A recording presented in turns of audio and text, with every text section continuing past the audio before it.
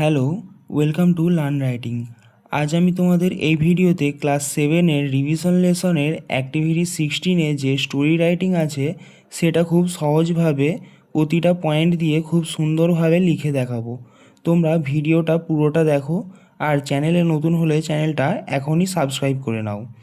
তো দেখো এখানে অ্যাক্টিভিটি 16-এর হেডলাইনে কি বলা আছে, রাইট এ শর্ট স্টোরি, একটি ছোট্ট গল্প লেখো অ্যাবাউট 60 ওয়ার্ড, প্রায় 60টি শব্দের মধ্যে, ইউজিং দ্য ফলোয়িং হিন্টস, নিচের দেওয়া হিন্টসগুলো দিয়ে। তো দেখো এবার আমরা দেখে নেবো এখানে হিন্টসগুলো কী কী দেওয়া আছে। Crow looking for water, thirsty, finds a pitcher, water at the bottom, finds pebbles, drops pebbles, water level rises, quenches thirst। তো দেখো এবার আমরা স্টোরিটা লেখা শুরু করব।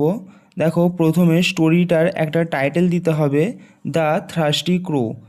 এরপর দেখো স্টোরিটা কি আছে, ওয়ান হট ডে, এক গরমের দিনে, এ ক্রো ওয়াজ ভেরি থ্রাস্টি, একটি কাক খুব তৃষ্ণার্ত ছিল।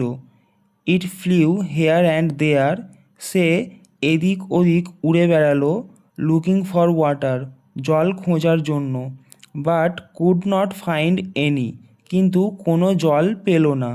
অ্যাট লাস্ট, অবশেষে, it saw a pitcher in a garden, সে একটি বাগানে কলস দেখতে পেল। There was a little water at the bottom, কলসটির নিচে একটু জল পড়েছিল। The crow found some pebbles nearby, কাকটি কাছের মধ্যেই কিছু ছোট পাথর দেখতে পেল। It dropped the pebbles into the pitcher one by one, সে একে একে পাথরগুলো কলসের মধ্যে ফেলতে লাগলো। স্লোলি দ্য ওয়াটার লেভেল রোজ, ধীরে ধীরে জলের স্তর ওপরে উঠল।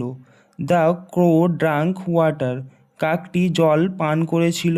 অ্যান্ড কোয়েঞ্চেড ইটস থ্রাস্ট হ্যাপিলি, আর আনন্দের সাথে তার তৃষ্ণা নিবারণ করেছিল।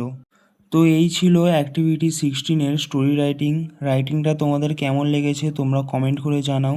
যদি তোমাদের ভালো লেগে থাকে তাহলে একটা লাইক করো আর নিজের বন্ধুদের মধ্যে এই ভিডিওটা শেয়ার করো। আর চ্যানেলে নতুন হলে চ্যানেলটা এখনই সাবস্ক্রাইব করে নাও।